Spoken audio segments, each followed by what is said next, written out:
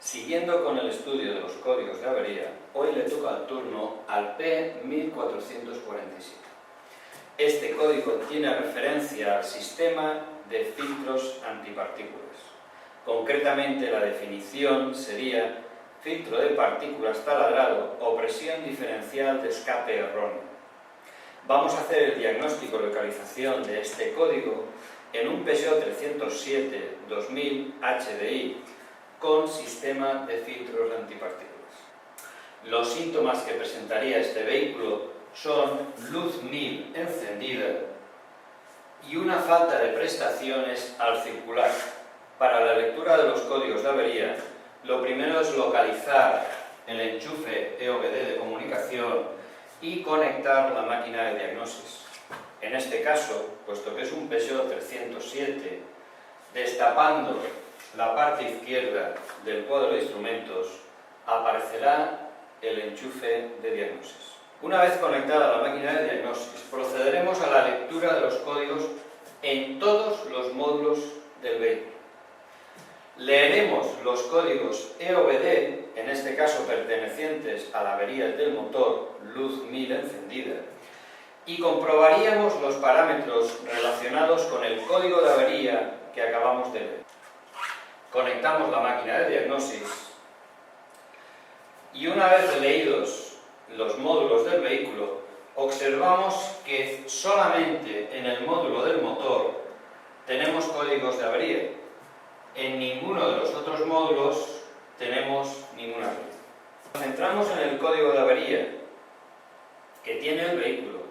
Veremos que está en el calculador del motor, que el defecto es permanente, es decir, no es intermitente, siempre lo tiene el vehículo, que hace referencia al sistema de filtro de partículas y que concretamente nos dice que el filtro de partículas está taladrado o la presión diferencial de escape es errónea. ¿Cómo podemos interpretar ese texto? Pues mirad, si dice que el filtro de partículas está taladrado es porque puede estar el monolito roto. Si estuviera roto, no habría diferencia de presión entre antes y después del filtro. Pero también ocurriría lo mismo si alguien procediera al desmontaje del filtro de partículas. Si alguien lo hubiera eliminado del vehículo, no habría diferencia de presión y por lo tanto generaría el mismo código.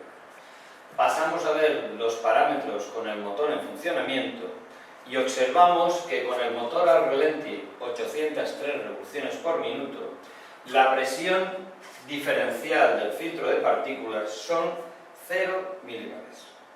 Si aceleramos el motor hasta las 2300 revoluciones por minuto, observamos que la diferencia de presión del filtro sigue siendo de 0 milibares. Esto quiere decir que el sensor o el sistema no están midiendo la presión diferencial. Si vemos un filtro de partículas, sabemos que para que el módulo pueda calcular la carga de cenizas que tiene y la saturación del filtro, necesita poder medir la presión delante del filtro de partículas y la presión después del filtro de partículas.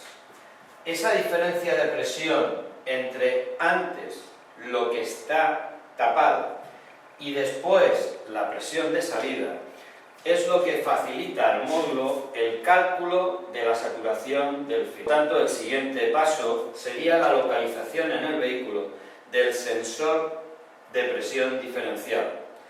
En este vehículo, puesto que es un Peugeot 307, motor 2000 HDI, debemos de proceder al desmontaje de la parte superior del filtro de aire, de la batería y de la parte del soporte posterior de la batería. Una vez extraído la parte posterior del soporte, queda a la vista el sensor de presión diferencial del filtro de partículas. Si procedemos al desmontaje del sensor de presión diferencial de su soporte, observamos que las dos tuberías de unión del filtro de partículas con el sensor están partidas justo a la altura de las bridas de unión.